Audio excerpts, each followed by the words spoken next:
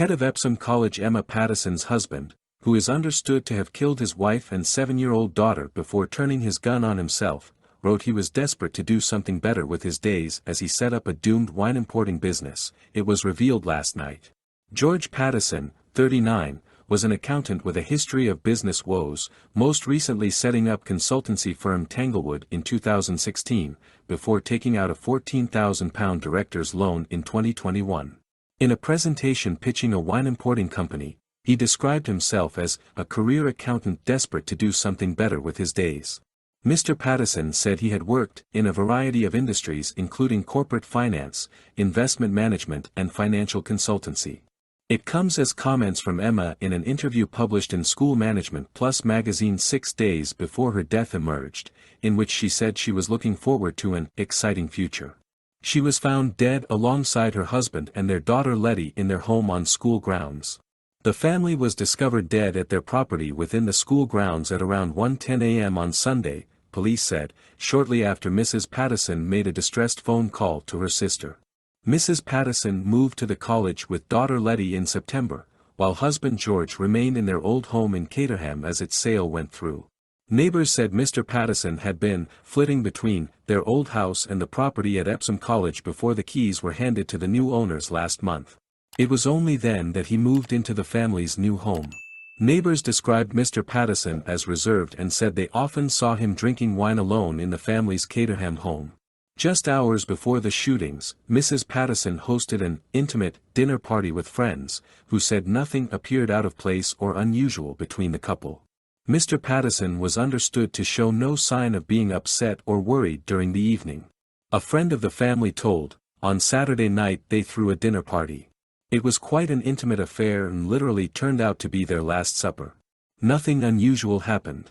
There were no arguments, no indication he would go on to do something so horrific a short time later. According to police, Mrs. Pattison called her sister Deborah Kirk in the early hours of February 5, minutes before she was shot. Miss Kirk immediately jumped into a car and drove out to the college in Surrey, but arrived too late and discovered her sister's body as well as those of her husband George and Letty. Surrey police confirmed they believe Mr. Pattison shot his wife and daughter dead before turning the weapon on himself, and that no third party was involved in the killings. The force has referred itself to the independent watchdog over the triple shooting after it emerged they had been in touch with Mr. Pattison just days before. The killer had held a shotgun license for many years and officers had called him to check on the storage for his firearm last Thursday. Officers did not visit the premises. Home Office regulations state that gun owners must notify police of any change of address as soon as they move.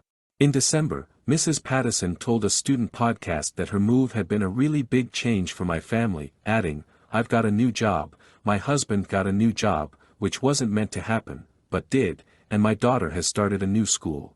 A neighbor of the family in Caterham told, "It's horrific what's happened at the college. I never heard any arguing or anything like that when they lived here. They appeared to have it all, a nice house, good jobs and lots of money. As well as the BMW, George also drove a Jaguar XR and an Audi S5. They'd also spent a lot of money doing up the house. When they first moved in it was quite a scruffy granny-style house, but they'd extended the kitchen and landscaped the back garden as well as improving the front of the house. Emma was really nice and charming. She would talk over the fence. George was much quieter, much more introverted. He seemed older than 39, he looked and acted like someone approaching 50, not 40. His dress sense was almost like a country gent. Over the last year or so I never really saw him go to work. I think he may have worked at home a bit but I got the impression he had a lot of time on his hands. I'd see him through the window drinking glasses of red wine in his new kitchen extension."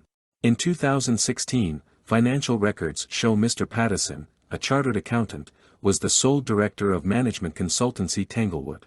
He had recently taken out a £14,076 director's loan, according to accounts for the year ending October 2021.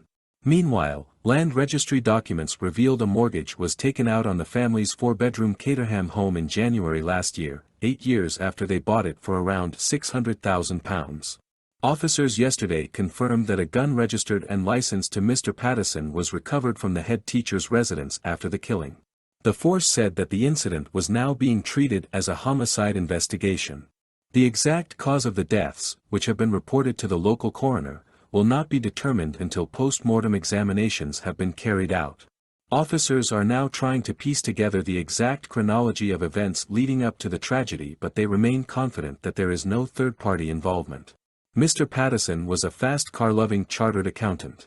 Born in Kingston, Jamaica, he married his wife in 2011. In May 2016, he called police alleging his wife had assaulted him at their home, claiming she had slapped him in the face. He then made a second call asking police not to visit and said he had overreacted. However, police did attend and arrested Mrs. Pattison on suspicion of common assault. She was questioned and later released without charge. In the wake of the apparent murder-suicide, the school announced it would shut and remain closed until the end of next week's half-term holiday. Parents were notified of the decision to finish early for half-term in an email. Don't forget to subscribe to this channel and set the bell so you don't miss new videos.